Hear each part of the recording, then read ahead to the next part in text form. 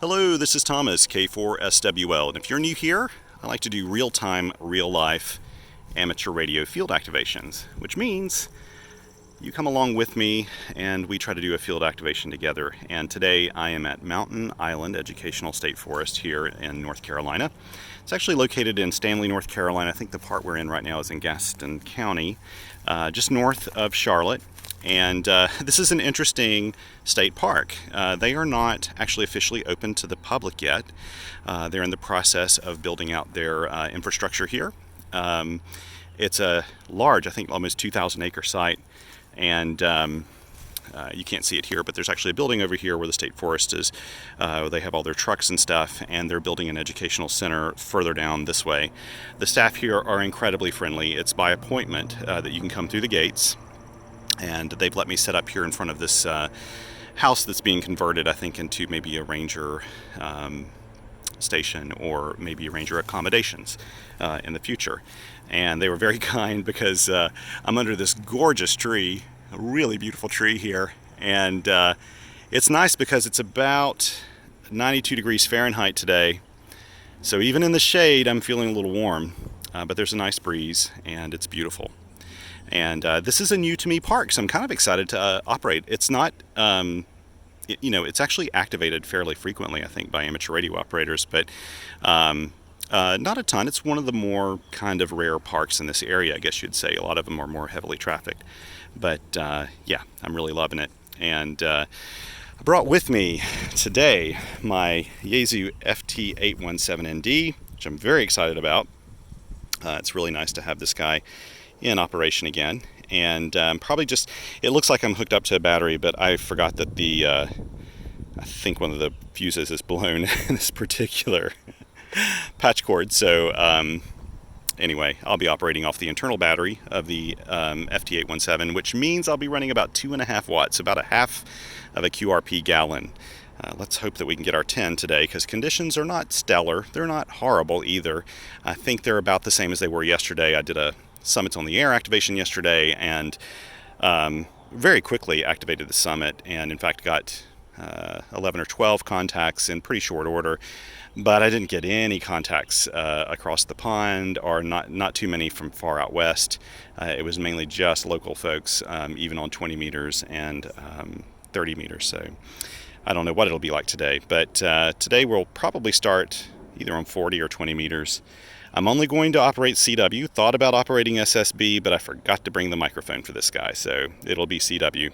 And yeah, so I have actually hooked up my speaker wire antenna. If you're not familiar with this, it's really, really simple. This is a BNC binding post.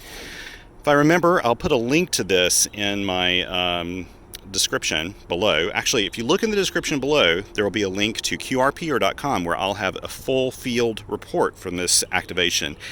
In that report, I have equipment links for everything I have.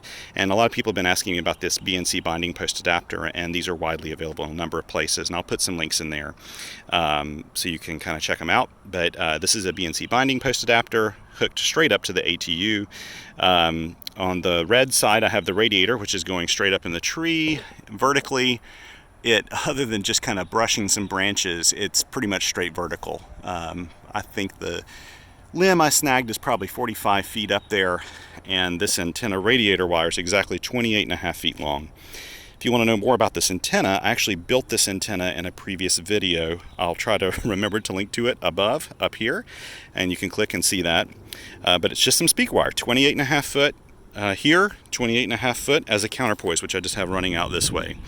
This type of random wire antenna requires that you have an antenna tuner of some sort, or some kind of coil or matching device. But an ATU, this one should do it. The T1's a great antenna tuner. I've never used this antenna tuner with this antenna. I've never used the 817 with this antenna either, so I'm kind of looking forward to it. Anyway, let's go ahead and try to hop on the air. I'll see what I can do here in terms of setting up. You can see I've just got 2 chairs set up. I've used the back of my GR1, GoRec GR1 backpack. And let's hope that this my poor, some of you have also asked about this tripod that I use. I don't want to recommend it because it really hasn't held up very well. And in fact, it wants to break almost every time I take the phone off of it. So let me see if I can get this set up here without it falling apart. It's going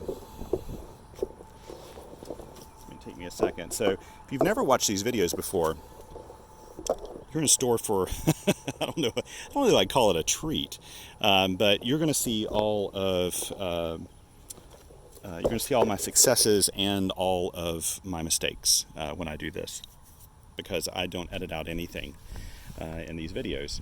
So you're going to see everything I do incorrectly, which will include a lot of keying I'm sure I'm doing incorrectly, which is fine with me because no one is a perfect CW operator.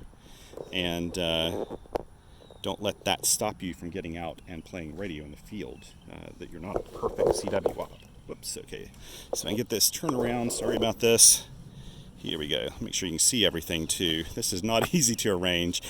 And I'm using my phone this time because the next activation I'm planning to do one more today, and I think I'll need my action camera for that one. And I'll probably need every bit of battery power I've got for that one as well. So now, where did my pencil go? I dropped my pencil doing this. Let's see here. Is it down here? On the ground. It's around here somewhere.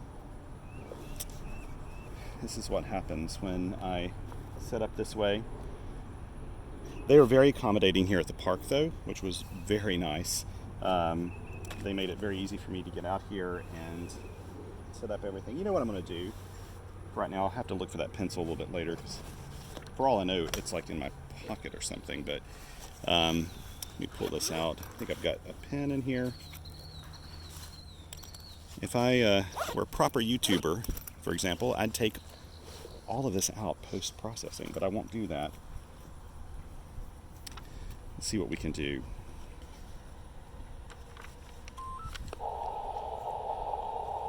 13.2 volts. Okay, here we go. Let's see here.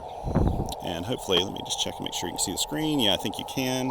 And by the way, this is hooked up to the BioNO 3 amp hour battery. But again, if I need to, if I really have to, if this battery dies on me that's internal, then I'll just hook it straight up to the 817. I'm not too worried about it. It's a very hardy radio. In fact, I've really been looking forward to taking this out again. I love the 817 for some reason. It just has some serious appeal. It's got to be, other than the Discovery TX500, that new transceiver from Lab 599, this is one of the toughest little QRP radios on the market, I would guarantee. A very, very tough radio. So let me think about this a second. Maybe we'll go down to the 40 meter band. It's a little scary how quiet it is on the band today. Let's do this incorrectly. There we go.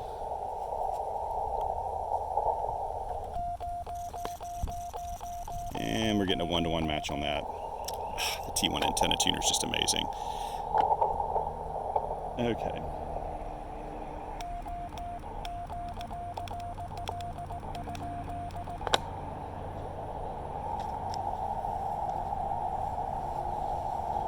Aha! Found my pencil.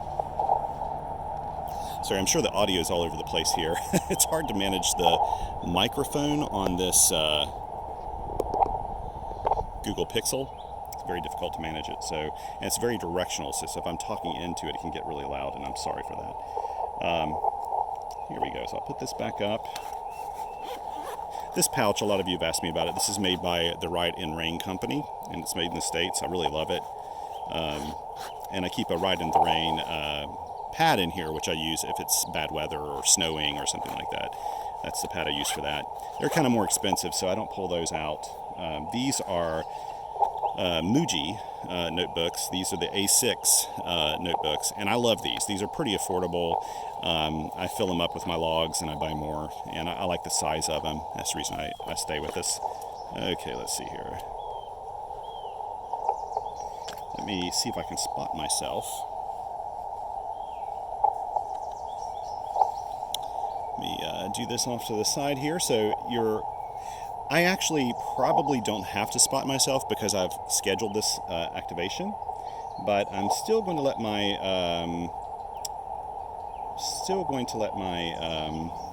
friends know where I am.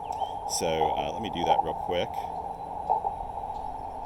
And I should add, I don't have a memory keyer here, so I'll be doing all the keying by hand, which means I usually can't talk and key at the same time. Okay, this is 4858. Okay, 4858. Here we go.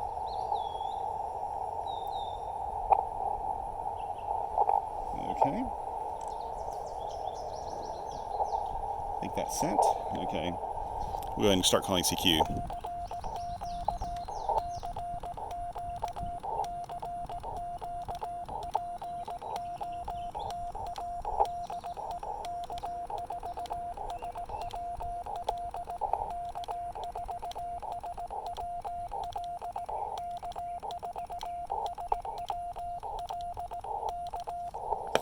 Let me go in here and change my, what is that? I think it's MTR. I'm going to change my meter to show power output.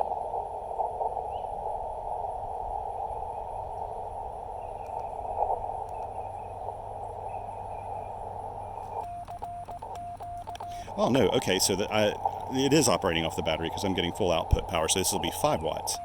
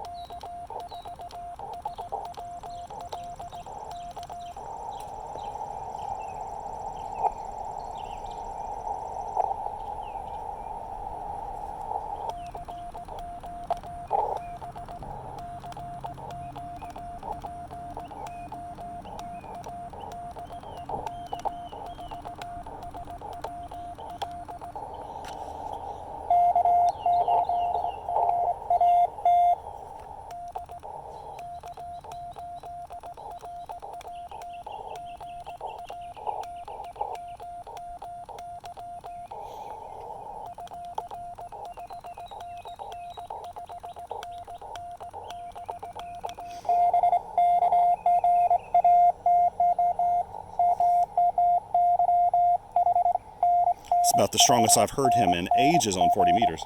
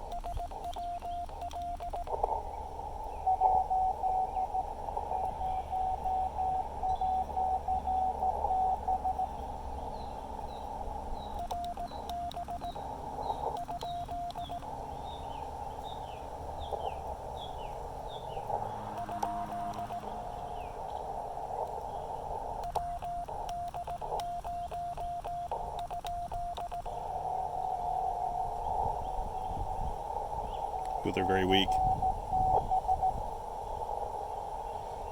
Okay.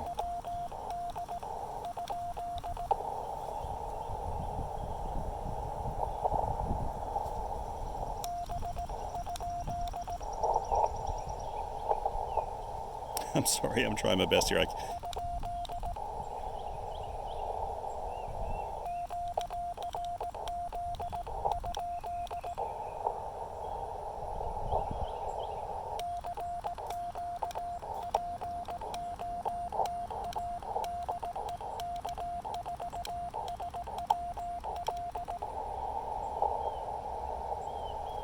I think that fading took them out.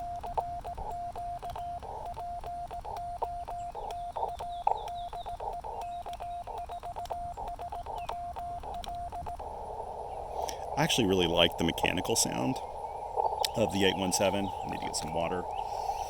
Go along my ice water.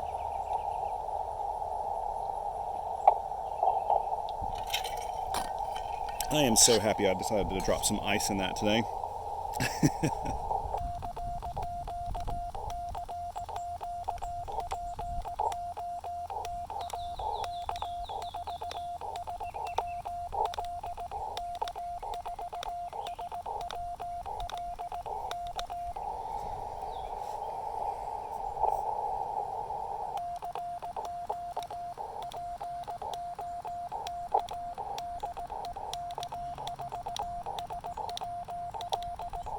It was so hot on the summit yesterday at Rich Mountain that my camera just stopped. It was it's actually my phone. It was the Google Pixel 3 that I use only as a camera. I don't use it as a phone. It was so hot it just died.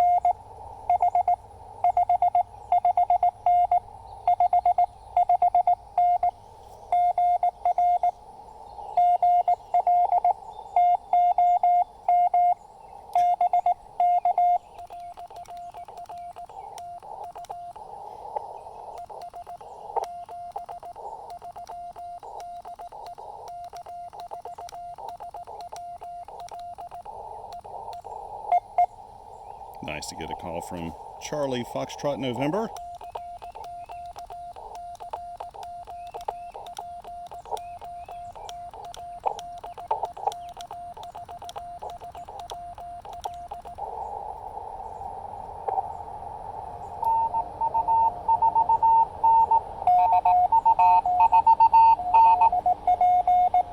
Is that right?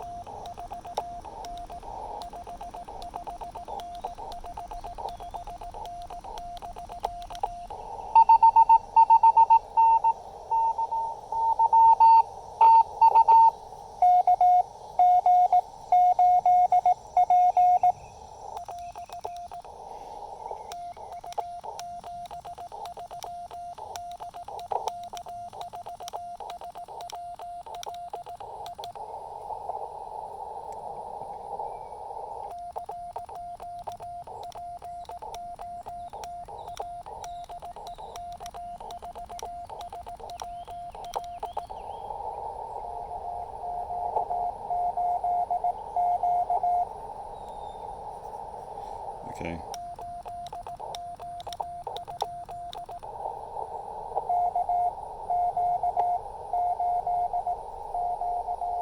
All right.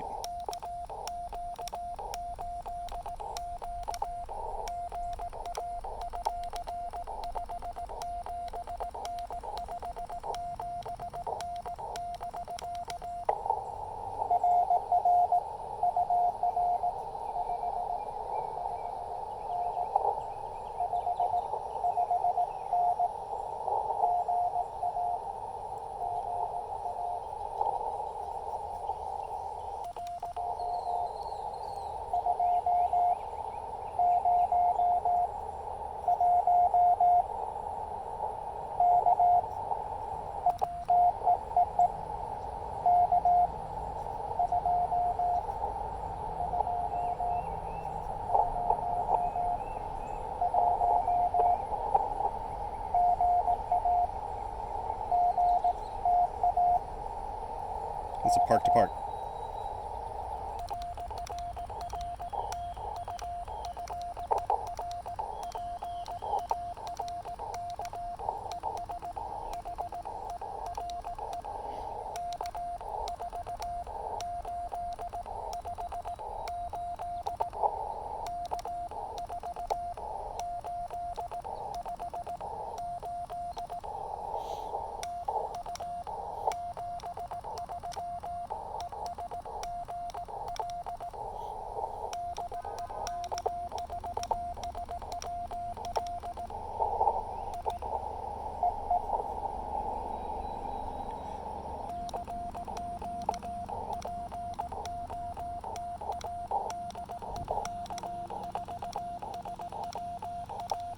This is a nice park to park.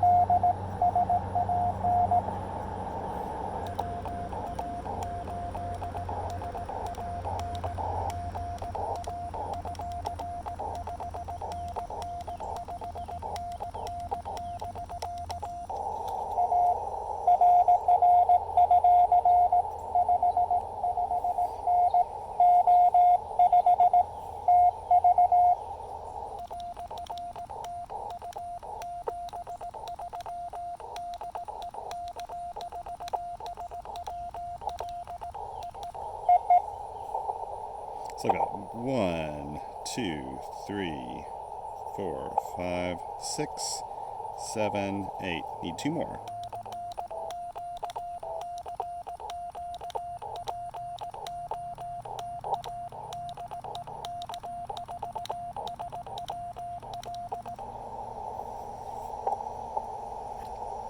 I don't know if you can hear this in the video or not, but the 817 actually has kind of clicky relays. I like it. I like the mechanical sound of that for some reason. I really do. It's got great QSK, actually full break-in QSK, but just with relay clicking.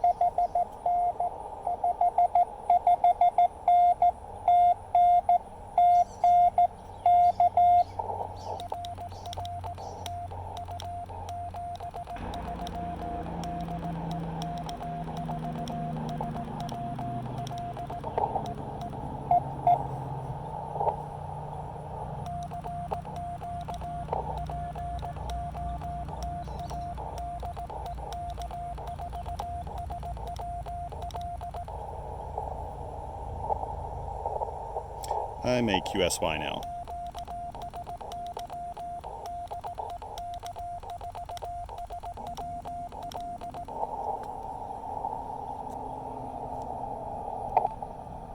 Let's try 30 meters.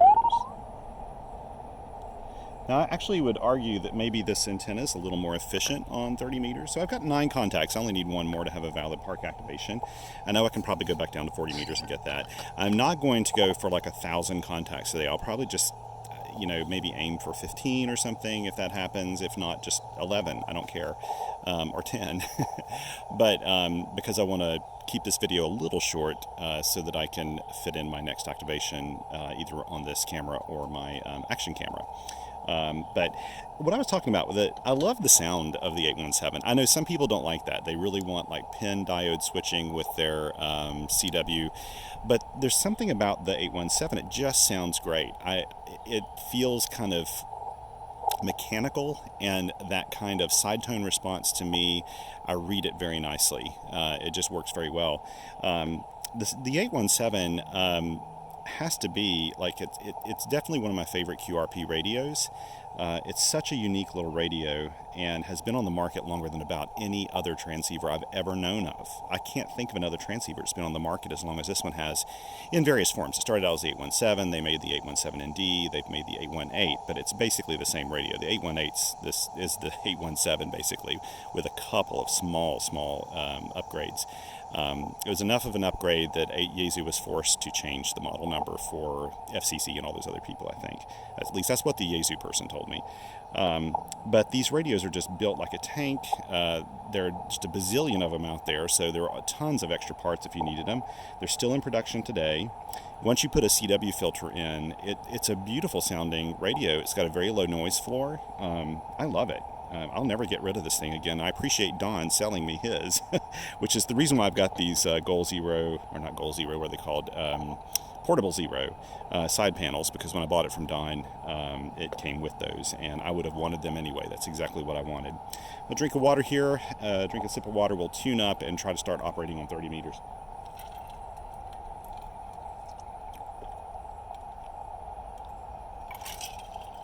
Have I mentioned how hot it is today? I'm so grateful they let me set up here in the shade because it is so much nicer. In the sun right now, it is just, crazy hot. Okay, so here we go.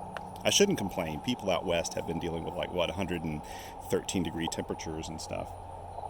Okay, there's obviously nobody on this band, so let's go ahead and tune up.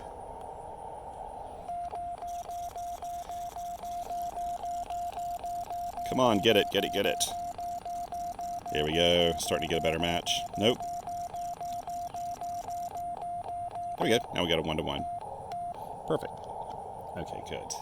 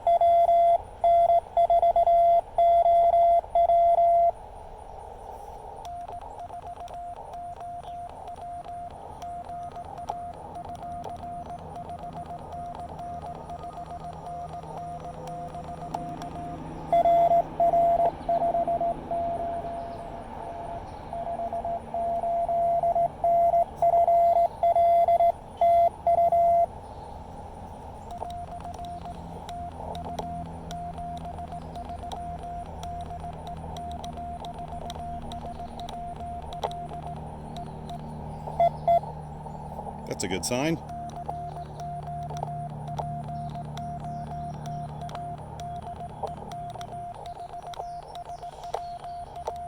I don't know how you picked me up so quickly and for Oscar Whiskey, but I appreciate that.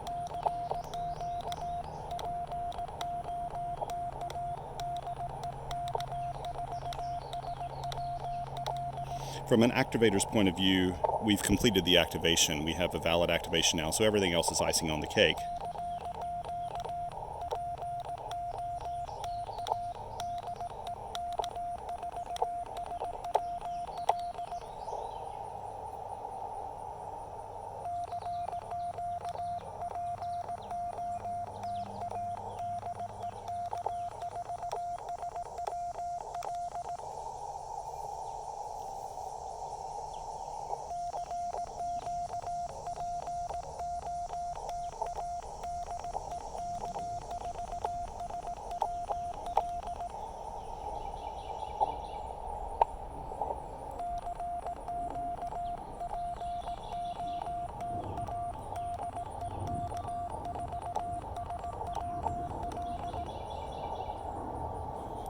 There goes an A320.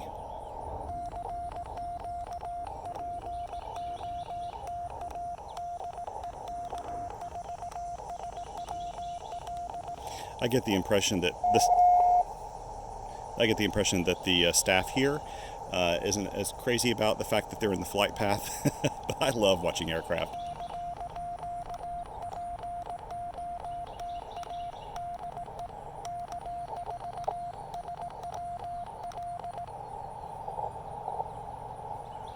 These paddles, by the way, are made by N0 Sierra Alpha, N0 SA. And I don't know if he sells these anymore. You would have to kind of reach out to him via email. Yeah, I think you can probably find his everything on the QRZ page.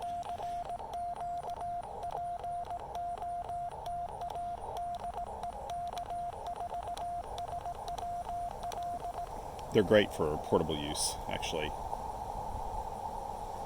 Okay, Mike's telling me maybe to go up to 20 meters, and I think I'll do that.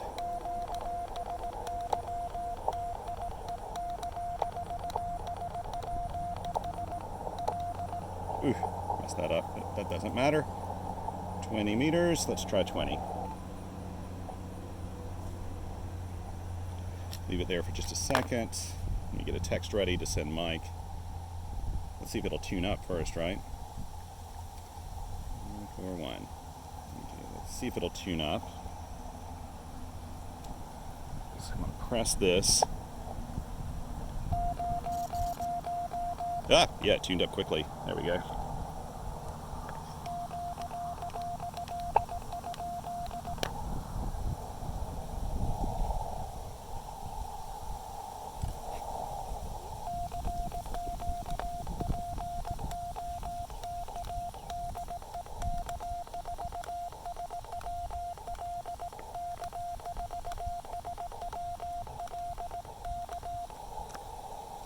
I maybe ought to go to the next page here.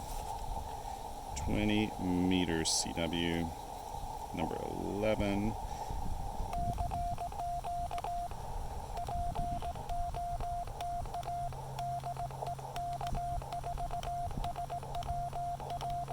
Again, I don't know that he makes these paddles anymore, but what I like about them is you can close them up so when you're traveling, they're not in the way. But I like these for portability purposes, but I tend to use the CW Morse paddles a little bit more just because they're slightly larger and have more play, which I like.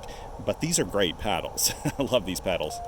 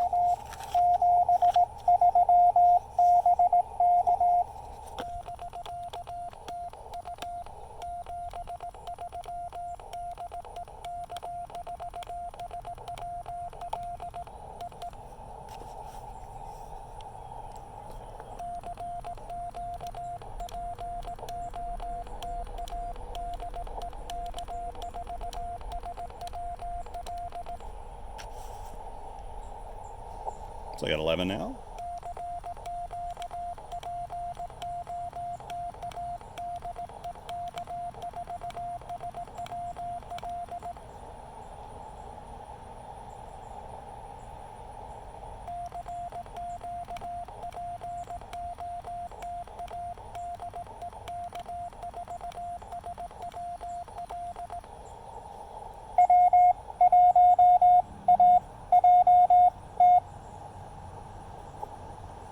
I think I got that right.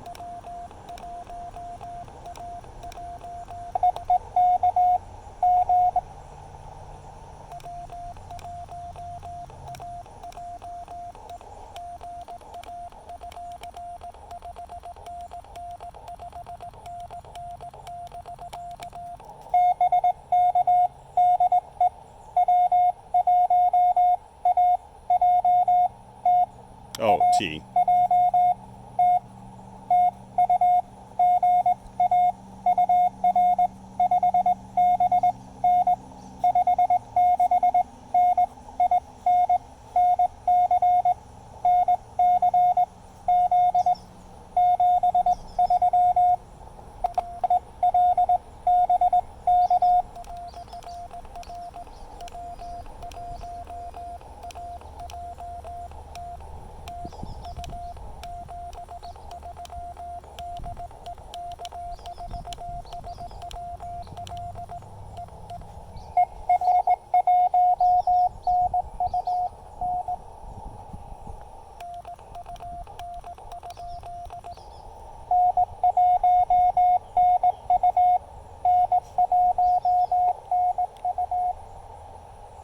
okay, I guess it's just an NU.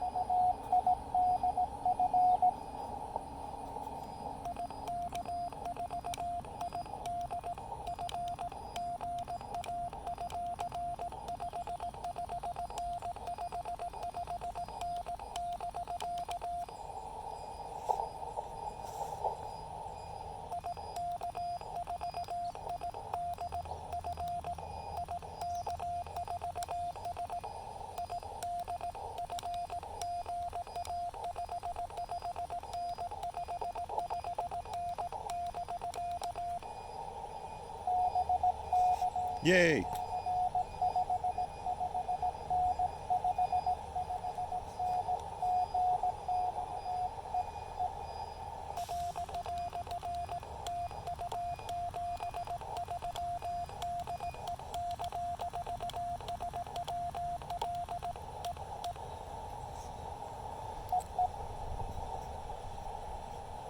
Italy, that's nice.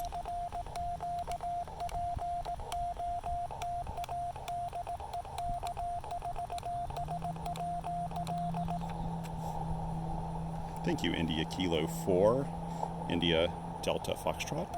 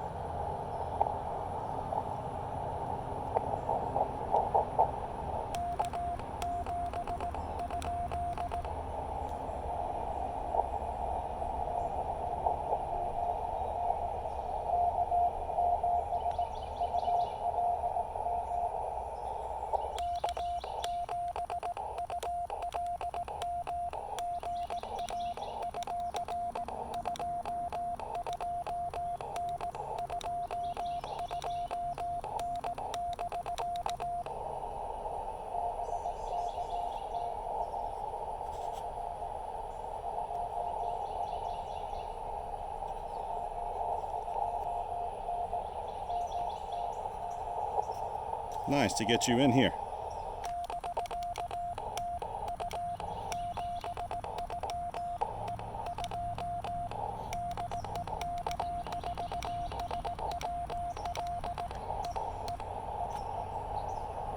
Very nice.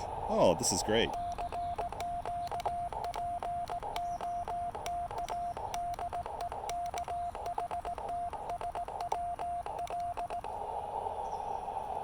There's just nothing like running 5 watts. North Carolina, Oklahoma, Italy, Montana. What kind of spread is that? That's amazing.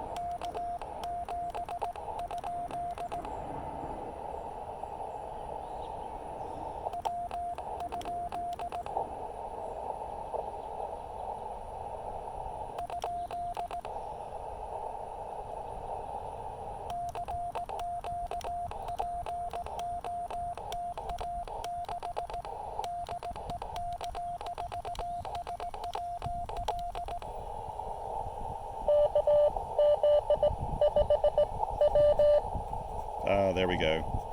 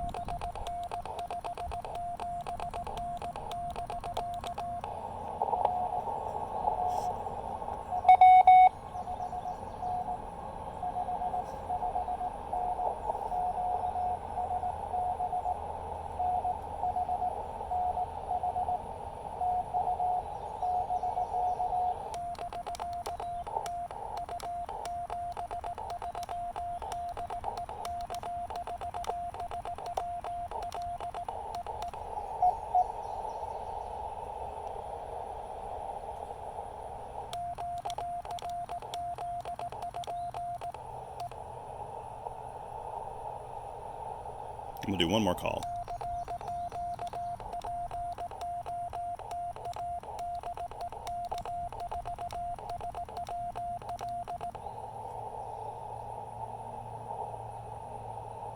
Okay, I'm gonna turn this off and call it quits right now. I'm very pleased with this though. So if you look back from 40 meters, we did pretty well actually. 40 meters was a little rougher than 20 almost. 20 was giving us some decent DX, and this is with a 28.5 foot speaker wire.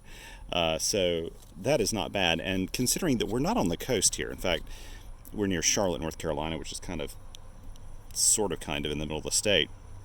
So we're probably a good 3 hours from the coast. So it's not like we're getting any kind of coastal gain of any sort.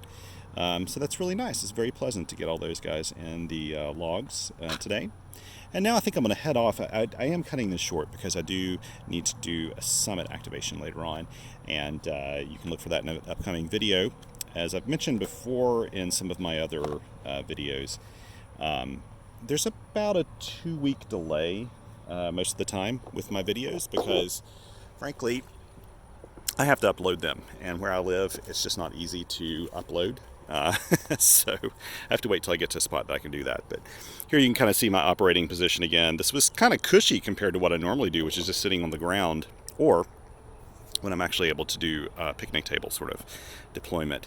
The next one, I'm probably just going to use one chair because the SOTA activation I'm planning to do is the very first time I've ever done a SOTA activation. It's a drive-up activation. So we'll see how that goes. I realize I need to get the GPS coordinates of that site too if I'm going to do that. So hopefully I can get that done today yet. And yeah, so if you get a chance, if you live in the area and you want to go to Tuttle, if you want to go to Mountain Island Educational State Forest, they very much welcome amateur radio operators. And they basically told me it's okay if they're closed or whatever, that you can set up outside their gates. They don't mind that one bit.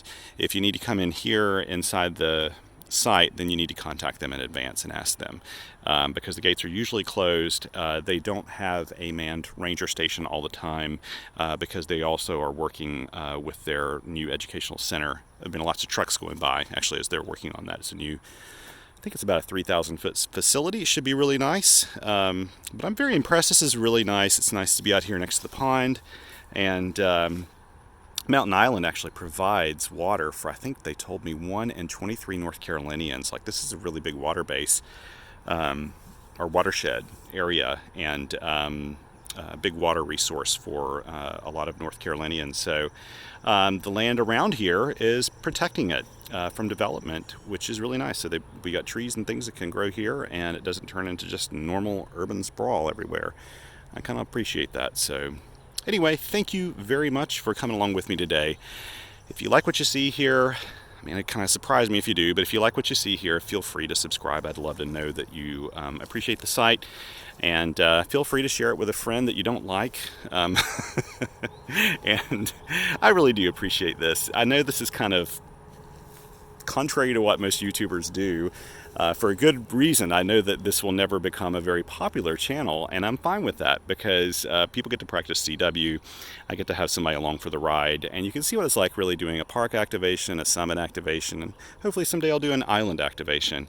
Don't let a lack of what you consider to be proper field equipment stop you from going out. You can build an antenna like this one for just next to nothing, like a few dollars. Any radio that you can operate off of a battery will work fine. You don't have to have the perfect setup. You don't have to have the perfect CW chops to play CW. Just as soon as you feel comfortable enough copying, and I would do a little chasing from home. So chase some of the parks and the summits that you that you see on the Spot network. That'll get you accustomed to it and making some contacts. And once you've done that and you're a little comfortable with it, head out one day, do a slow speed, and do a park activation. And even in the spots, maybe get a friend help you spot you, and put in the notes that you're new to CW, and I promise you, you will be treated very kindly. And once you get your CW chops, it is just a very, very addictive mode. I can't hardly explain it, but it's just something about the simplicity of it. It cuts through everything. You just need such modest equipment to go such great distances with CW, and it's very appealing. And then the other really, really big appeal for a park or a summit activator is being able to use the reverse beacon network to spot you automatically. So if you go out to a place that doesn't have cell phone reception and you can't spot yourself, the network will spot you. And if you've scheduled your activation, the network will spot you, and that is huge. That's actually what drove me into doing CW activations, and I've never looked back. Anyway, thanks again for joining me today, and 7 threes, everyone.